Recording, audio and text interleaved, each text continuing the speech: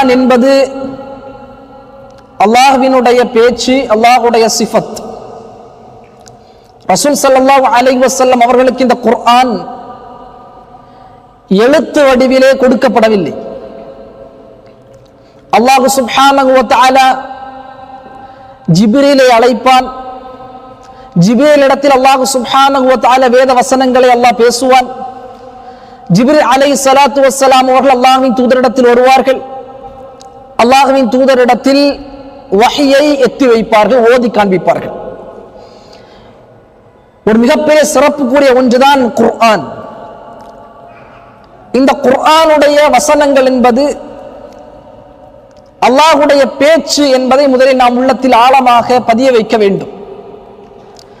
இரண்டாவது, இந்த குர்ஆன் அல்லாஹ்வின் தூதருக்கு 23 ஆண்டுகள் அல்லாஹ் இறக்கினான். ரசூல் ஸல்லல்லாஹு அலைஹி வஸல்லம் அவர்களுக்கு 40 வயதில் வஹ்யுடைய ஆரம்பம், 63 வயதில் வஹ்யுடைய முடிவு.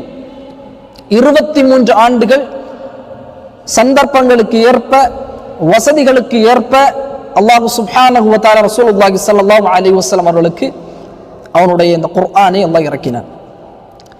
குர்ஆனில் பெரும்பாலான வசனங்களுக்கு அந்த வசனம் இறங்கப்பட்டதனுடைய காரணத்தையும் தஃப்சீருடைய ஆசிரியர்கள் பதிவு செய்வார்கள்.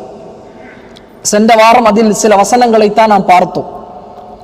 ஒரு வசனம், ஒரு பிரச்சனை அல்லது அல்லாஹ்வின் தூதரிடத்திலே சில மக்கள் வந்து கேட்பார்கள், மறுமை எப்பொழுது வரும், ரூஹ் என்றால் என்ன என்றெல்லாம் கேட்பார்கள். ரசூலுல்லாஹ்ட்ட வினவப்பட்டது ரூஹ் என்றால் என்ன என்று.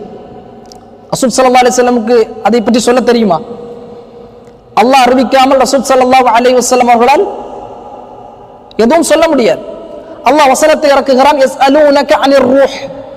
நபி அவர்கள் ரூஹை பற்றி உங்களிடத்தில் கேட்கிறார்கள், சொல்லுங்கள், குலிர் ரூஹு மின் அம்ரி ரப்பி, அது அல்லாஹ்வுடைய கட்டளைகளில் ஒன்று. வமா ஊதீது மினல் இல்மி இல்லா கலீலா, அதை குறித்து அறிவு என்பது உங்களுக்கு குறைவாகத்தான் கொடுக்கப்படும் என்பதாக அல்லாஹ் சுப்ஹானஹு வ தஆலா ரசூலுல்லாஹி ஸல்லல்லாஹு அலைஹி வஸல்லம் அவர்களுக்கு இந்த வசனத்தை இறக்குகிறான்.